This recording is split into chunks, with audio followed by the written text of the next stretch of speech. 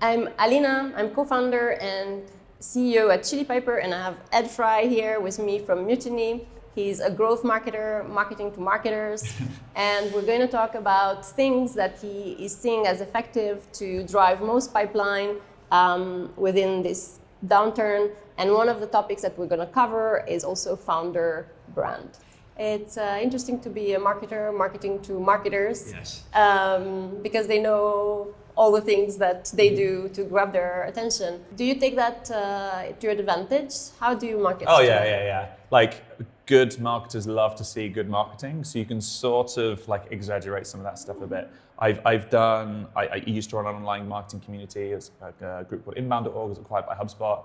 I was employee number one at another B2B MarTech company, and the play on like showing interesting use cases, showing what people can do, really showing what other marketers can do. So not necessarily just like strategies and tactics, like what has so-and-so done with a particular strategy there. So one of the things we do at Mutiny, every time you run a successful experiment with Mutiny, we ask you to share it.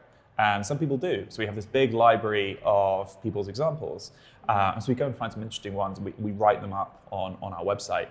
So you go and look at playbooks on Mutiny. That's a bunch of the marketing to marketers about marketing. In the past quarter, what have you learned from marketers around you that they do that's most effective right now?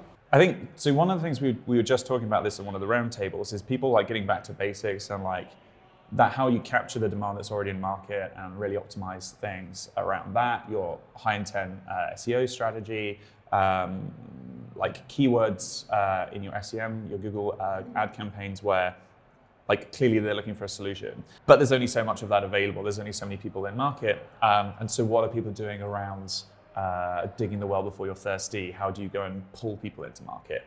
One of the things we found really interesting is, so Jale, our CEO, started the quarter being like, I'm gonna go and do Twitter. I'm gonna go and be an influencer. I'm gonna go and build audience there. So she had like 800 followers. She knocked it out of the park, like 100% hit rate of sharing some stories from her time as a marketer, her time as a founder, and then working with sort of her networking in order to drive that initial distribution. One of the amazing things we saw from that halo effect, this is all on Twitter, then reproduced in LinkedIn, not linking back to our site, the amount of direct traffic and branded search that drives. So if you go in Google Search Console and you zoom out and you look at impressions over a long period of time, you'll see when you have various big campaigns. So for instance, a Series B announcement like we had in April. Now, for that time, we had every customer talking, we had a Bloomberg feature, we had the whole potato. Those threads were driving as much, if not more, search impressions, more people looking for Mutiny as that level. So I think as marketers, we got taught that good tactics about moving people from other platforms to your platform, but you lose tons of people in that process. So you're basically investing a ton of resource to drive people to click from one place to another as opposed to learning your messaging. And so by focusing on in-feed, focusing on this, like, keep the message, don't gate it, just put it in their feeds as they're scrolling or whatever, you're able to reach a lot more people. And the platforms value that drives the engagement for them. And yeah, you're able to drive significant top of funnel awareness to people which you're trying to meet.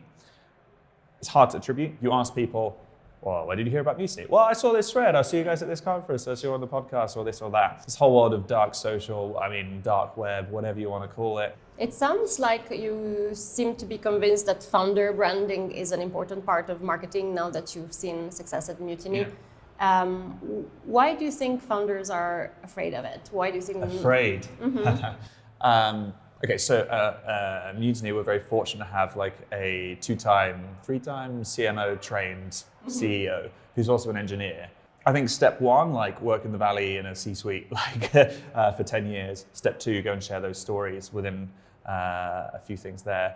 I think, yes, step two is like, go share, get your friends to engage with that and then work on distribution there. A lot of founders don't value the stories they have. I've worked with like 13, 14 founders in my career, like oftentimes reporting straight in and trying to extract that story and start to translate that. I think for Jale, for that marketing hat is already in there. She already knows, like, okay, I've got a story, I know where I can tell it. For people who maybe don't have that, how do you start to capture that and start to tell some of those stories more clearly? I think once people see that, and then they see that they've got something interesting and that resonates with their target market, then I think that confidence issue starts to resolve itself. Some founders start to like it, some founders hate it. It's hard work. It's hard work putting yourself out there. It does take a lot of time, for sure. It feels like I have another job in addition to my job and my other jobs. But I can see that showing the humans behind the brand, it's a lot easier to connect because you know who's there. Like if you see a logo, it's abstract. The logo is abstract, whereas people, you can relate. Yeah, I think you really see that when people announce they're moving on from a company, and actually you've kind of built that association or attachment with a certain brand through someone else. Back in my earlier career, I was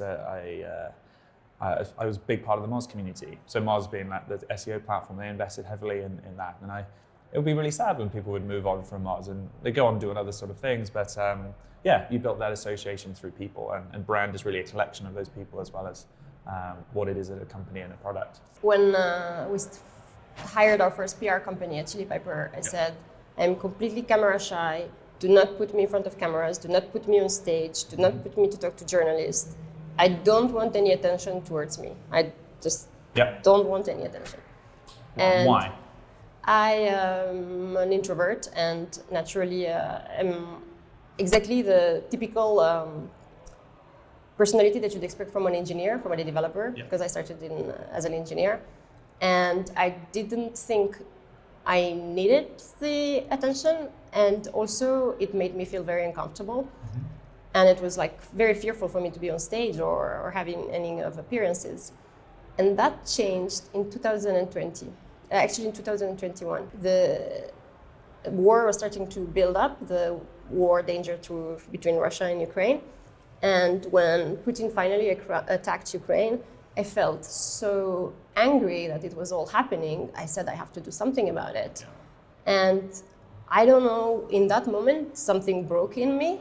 And then when that moment came to me, when I realized that I have a mission that was a lot greater than me, then I needed to speak up, the fear just like vanished. I just have zero fear, which is like unbelievable. I would have never thought that I would be able to break that. Yeah. It's almost like the mindset change came in. The mindset. I think is that working with founders, if they haven't had that sort of change of gear, or they suddenly realize that's the piece, maybe they need to hear that story.